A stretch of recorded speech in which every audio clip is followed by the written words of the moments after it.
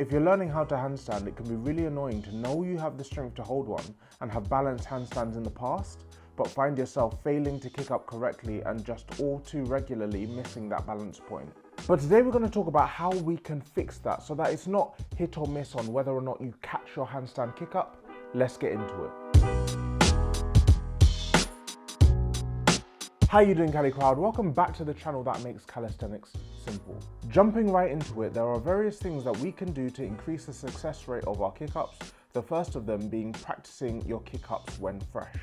You may have heard of the idea to practice your handstands as close to daily as possible while obviously staying away from failure so as not to burn out. But actually, when it comes to handstands, the quality of our balance is heavily dependent on how fatigued we are at that moment in time. Slapping handstand attempts at the end of an intense training session will likely lead to disappointment due to the high cognitive and neurological toll that balance demands. Setting up our handstands early is another way that we can improve the efficacy of our kick-ups, but what do I mean by this? Well, many beginners tend to lock out the elbows and push tall through the shoulders only once they are already in a handstand. Essentially, by doing this, we're creating the environment for handstand success only at the point just before we need to actually hold a handstand. By locking out our elbows, pushing tall through the shoulders and setting tension from our hands to our leading leg all before our feet leave the ground, we have less to think about. In a split second, our feet actually do leave the floor and we actually move into that handstand. Piling onto this, I'd highly recommend that our starting position is where our hands are already on the floor. Familiarity is a big plus when learning new skills, and if we kick up like we're going into a cartwheel, not only do we have more momentum carrying us past that balance point that we need to stop, we will likely have different hand positions on each attempt. Slowing down our kick-ups can also help with success rate. When learning how to handstand for beginners, we somehow conflate improved kick-up success rate with kicking up quickly. By slowing down our kick-ups, we improve our chances of holding them, and this can be done in two ways. The first is to slow down the rate at which we attempt the kick-up. Spamming kick-ups is just not conducive to high quality practice, so if you have attempted more than 3 kick-ups in a short space of time, take a full minute to pause, reset, and try again later. Secondly, we want to slow down the actual kick-up itself, and we can do that by delaying how long it takes for us to bring up that trailing leg. We can be so keen to get into a handstand that the momentum of that second leg can push us out of one. By creating that tension that we mentioned earlier, we've already set a really good handstand position from our hands to about our mid-back.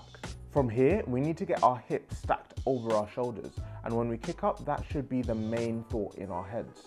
Once we have the hips over the shoulders, we will probably find that your handstand looks like this. Legs split on either side of that balance point. It's here where many of us may get a bit eager and rush to bring those legs together too quickly and just fall out of the handstand. But instead, take as much time as you need to consolidate your handstand in this position and secure balance before slowly bringing the legs together. Now, all of this is relatively easy to say, even harder to execute. So a drill we can use to really get our heads around this is something I call the half-baked kick-up. The goal here is to kick up and deliberately not bring up that trailing leg. The point of this drill is to get used to feeling that place where balance exists, hover there a little before coming back down. Over time, you'll find that you can linger here longer and longer until one day it's all too easy to turn this into a full kick up to handstand. Filming ourselves allows us to constructively evaluate our handstand practice. Regularly reviewing our handstand practice is extremely important, especially with handstands, because what we think we're doing and what we're actually doing can be starkly different. As a beginner, it's often more likely that you're just not kicking up with enough force. Yeah, our feet might get high, but our hips and torso refuse to follow suit, leading to this aggressive arch in the spine. Nobody is going to balance a handstand like this. By understanding what we're looking to achieve and comparing it with what we're actually doing, this is how we build up to handstand success. Crowd, use all of these tips at your disposal to understand how you can improve on your handstand kick-up success rate. But if you want to understand how I learned to kick up to handstand, then check out this video right here.